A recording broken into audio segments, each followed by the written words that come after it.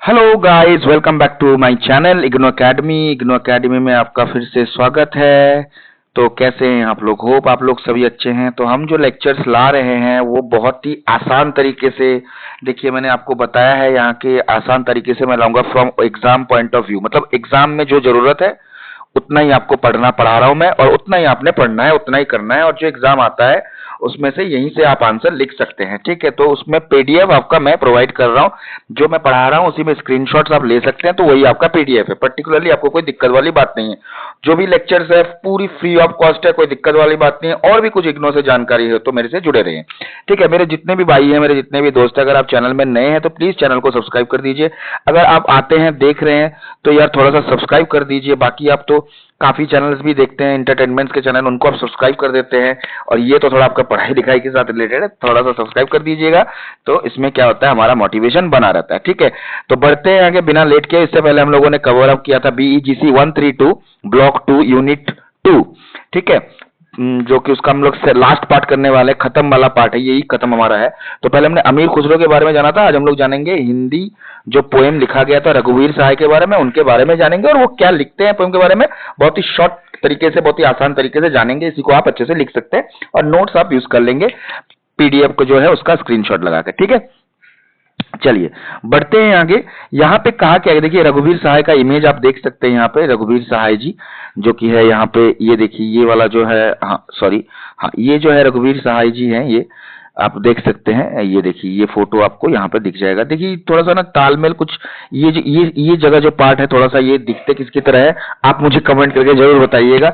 ये एक हिंदी एक्टर की तरह दिखते हैं, बिल्कुल अचानक से देखेंगे तो एक हिंदी एक्टर, बहुत ही फेमस एक्टर के बारे में की तरह लगते हैं बिल्कुल भी। तो थोड़ा बता दीजिएगा कौन है कमेंट में। ठीक है, चलिए देखिए रघुवीर सहाय जो है 1929 से 1990 तक थे ये। ठीक है, दुनिया में was a prominent Hindi poet, एक जर्नलिस्ट, ट्रांसलेटर, एसेइस्ट। ठीक है, ये मतलब एक जाने माने लेखक थे। ठीक है, known for his incisive socially conscious writing, born in Lucknow, India, he became one of the most influential figures in modern Hindi literature। ये समझाने की आपको जरूरत नहीं, ये आप खुद समझ सकते हैं। ठीक है, और इंग्लिश में एग्जाम दे रहे हैं तो हर कोई चीज मतलब जो भी हार्ड चीजें हैं वही मैं ट्रांसलेट आपको करता हूँ। इजी चीजें आप थोड़ा मतलब खुद भी मतलब सोचिए, क्योंकि ये सब बहुत ही इजी चीजें, इसको ट्रांसलेट करने की जरूरत नहीं, ये आप खुद अपना लिख सकते हैं। ठीक है, his poetry is known for its simplicity and irony, capturing the daily struggles and inner conflicts of the common man while highlighting the complexities of modern Indian societies। और modern Indian societies के साथ में ये बात हो रही है हमारी जो 1929, पता ही आपको, से 1990, मतलब ये इंडिपेंडेंस, प्री इंडिपेंडेंस या फिर उस समय की बात हो रही है, प्री इंडिपेंडेंस, पोस्ट इंडिपेंडेंस की बात हो रही है। मतलब प्री इंडिपेंडेंस में लिखा था, मतलब इंडिपेंडेंस से पहले या फिर उस समय पे जो चल रहा था, है ना, अंग्रेजों के साथ में, उस समय पे लिखा गया था। तो ये मॉडर्न इंडियन सोसाइटी के साथ में जो भी इनर कॉन्फ्लिक्ट है, कॉमन मैन का जो एक अंदर से एक कॉन्फ्लिक्ट है उनके साथ में, वो दर्शाता है। अब देखिए की एस्पेक्ट्स ऑफ हिज वर्क, ये काम किस चीज पे करते थे, social commentary. Sahay's poetry often explored themes of social injustice, inequality and the failures of political system. He used satire and wit to critique the hypocrisy and corruption of the time। अब देखिए उस समय पे जो करप्शन होती थी, उस समय पे जो फेलियर था पॉलिटिकल सिस्टम में, इनइक्वालिटी थी, सोशल इनजस्टिस था, उसको ये दर्शाते हैं। ह्यूमन एक्सपीरियंस में देखेंगे, his works reflect the dilemmas and emotions of the average person, bridging personal and societal issues. This realism made his poetry relatable and deeply impactful. ये जो नॉर्मल लोग जो होते हैं सोसाइटी की इश्यूज के साथ में जोड़ते थे इनकी पोएम। ठीक है, नॉर्मल लोगों के एवरेज इमोशंस के बारे में बात करते थे। तो इसी पोएट्री जो थी इनकी एक रिलेटेबल थी, डीपली इंपैक्टफुल थी, मतलब बहुत इंपैक्ट डालती थी गरीबों में और लोअर कास्ट में।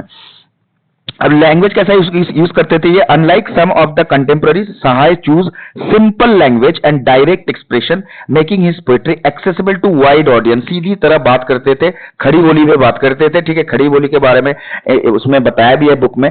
ठीक है, कोई मतलब खड़ी बोली में बात करते थे, हिंदी के बारे में बात करते थे, और सीधा आदमी तक, मतलब जो नॉर्मल लोग हैं उनको छूते थे। ठीक है, अब देखिए इन्फ्लुएंस ऑन जर्नलिज्म, जर्नलिज्म का क्या इन्फ्लुएंस है इसमें। एज एन एडिटर ये एंड जर्नलिस्ट, एक एडिटर भी थे, जर्नलिस्ट भी थे, specially known for his association with Dinman. Dinman बोलकर एक वीकली मैगजीन थी जो सहाय लिखते थे। Sahay journalist perspective of an influence literary verse lending its sense of immediacy and relevance. तो ये जो अपने वर्क्स थे वो इसमें पब्लिश करते थे और लोगों तक बहुत ज्यादातर पहुंचाते थे। तो यहां से काफी चीजें सहाय के बारे में पता चल जाती है और वो कैसे लिखते थे, लिटरेचर उनकी कैसी थी, किसके बारे में लिखते थे, क्या क्या लिखते थे, वो हम लोगों ने देख लिया। थोड़ा सा आगे और एक पोएम भी लिखा है उन्होंने, उसका भी एनालिसिस हम करेंगे, उसका भी बारे में जानेंगे।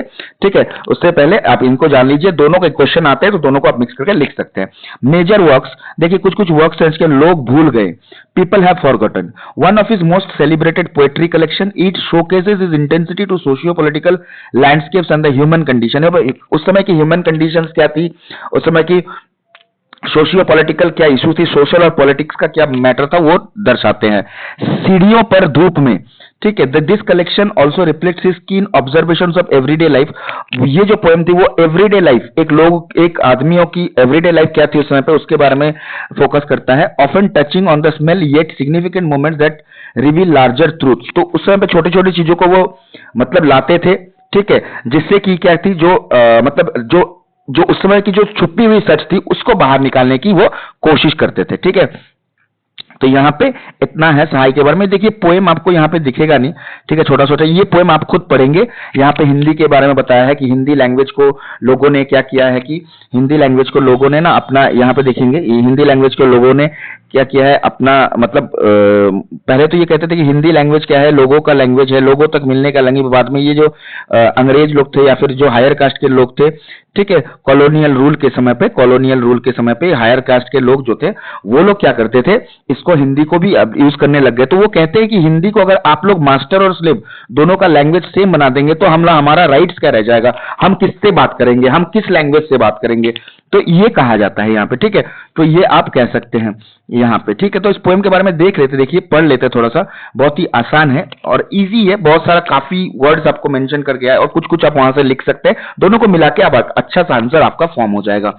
ठीक है, देखिए the poem critics the Hindi language movement questioning the role of Hindi in social change. अब लैंग्वेज को क्वेश्चन कर रहे हैं कि हिंदी का ये सोशल चेंज कैसे करता है, सोशल सोसाइटी में चेंजेस कैसे लाता है। It highlights the paradox of the movement being led by those who ultimately uphold the oppressor's language, suggesting that they have become proxies for those in power by contrasting the language of masters and slaves। जैसे कि मैंने कहा था, the poem argues that Hindi has become a tool for accommodating the demands of the privileged rather than a vehicle for liberation। ठीक है, ये कहना ये चाहते हैं कि जो उनका जो हिंदी लैंग्वेज है, ठीक है, ये धीरे धीरे क्या दूसरे लोगों का भी लैंग्वेज बनता गया। ठीक है, कॉलोनियल रूल में आप देखेंगे क्या होता है कि पहले लोग हिंदी में बात करते थे, इंग्लिश तो हमको आती नहीं थी। ठीक है, तो हमारा लैंग्वेज जो नॉर्मल लैंग्वेज, मट्टी वाला लैंग्वेज, तो मिट्टी से जुड़ा हुआ लैंग्वेज था, वो हिंदी था। बाद में धीरे धीरे क्या कि कॉलोनियल रूल ने इसको अपने हिसाब से मंगवा लिया, मतलब अपने हिसाब से ढाल लिया था, वो बोलते थे। तो हमारा क्या बचा बोलने के लिए, तो हमारा तो कुछ है नहीं, हम कैसे बोले। तो वो कहते ये थी कि सिर्फ ये हम लोग लिबरेशन के लिए नहीं, बल्कि हम लोग ये जो हमारा लैंग्वेज वो हम डिमांड के लिए भी यूज करेंगे। Compare to the authors other works, the poem exhibits a similar critique of societal norms and focus on the plight of marginalized। तो ये marginalized जो लैंग्वेज थी सोसाइटी पे, या फिर marginalized जो लोग थे, मतलब गरीब थे, पोर थे, उनका लैंग्वेज था, वो अपना लैंग्वेज, अपना राइट्स के लिए अपना लैंग्वेज यूज करते थे। It reflects the disillusionment and skepticism prevalent during the post-independence period in India, where lofty ideals often clashed with the realities of power dynamics। तो कहा गया कि उस समय पे जो उनकी लिखावट थी वो एक मतलब बहुत ही ज्यादातर वो कहते भी हैं कि वो सोल्जर के हिसाब से हिंदी लैंग्वेज को सोल्जर के हिसाब से दिखाते थे, मतलब ये हमारा सैनिक है, हम इसको लेके आगे बढ़ेंगे। ठीक है, हम हिंदी को सबसे बड़ा चीज मानेंगे। तो उस समय पे pre Indians, post Indians period की भी बात होती है कि वहां पे क्या किया, उनके धीरे धीरे फिर हिंदी को उन्होंने ऑफिशियल लैंग्वेज में कन्वर्ट नहीं किया। बाद में तो पहले उन्होंने यूज तो किया ऑफिशियल लैंग्वेज को, हिंदी को, फिर बाद में उन्होंने कन्वर्ट नहीं किया ऑफिशियल लैंग्वेज में। धीरे धीरे क्या हुआ, फिर ऑफिशियल लैंग्वेज तो डायरेक्ट उनका बना नहीं, फिर क्या हुआ कि लोग जुड़ने लगे हिंदी से। फिर धीरे धीरे जब हम लोग का टाइम आया, हमने जब कॉन्स्टिट्यूशन खड़ा किया, उस समय पे हम लोग ने हिंदी लैंग्वेज को प्रायोरिटी देना शुरू किया। This work address the social political reality of his time and he was known for his critiques of the status quo, critics of status को मतलब क्या होता है, उस समय की जो पॉलिटिकल चीजें हैं, उस समय पे गवर्नमेंट सिस्टम थी, उसमें एडमिनिस्ट्रेशन सिस्टम थी, और ठीक है, उसको क्रिटिसाइज करते थे इस पोएम के माध्यम से, या फिर अपनी ज्यादातर वर्क उनकी यही थी. He wrote about the importance of individual freedom of thought and he believe that people should not be afraid to stand up for what they believe in. अब वो कहना ये चाहते थे कि वो इंडिविजुअल फ्रीडम को ज्यादातर महत्व देते थे, इंडिविजुअल फ्रीडम थॉट, ठीक है, वो कहते थे कि आप खड़े हो जाओ, आप लड़ो, ठीक है, आप डरो नहीं, ठीक है.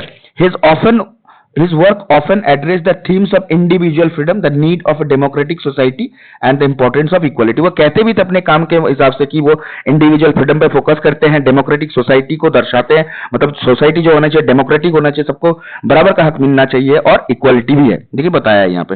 He was the part of idealistic generation that grew up, fired the independence movement in India and watched it unfold, and later also watched those dreams of millions falling into pieces as many ills threatened integrity and unity of the nation. अब देखिए बाद में धीरे धीरे उनका जो ये था, वो जनरेशन को देखते थे, इंडिपेंडेंस ऑफ मूवमेंट से देखते आए थे, ठीक है, कि कैसे कैसे लोग वो देखते आ रहे थे कि कैसे कैसे ये चीजें बनती जा रही है, कैसे कैसे बिगड़ती जा रही है, ठीक है, यही है. His writings are an expression of wide concerns.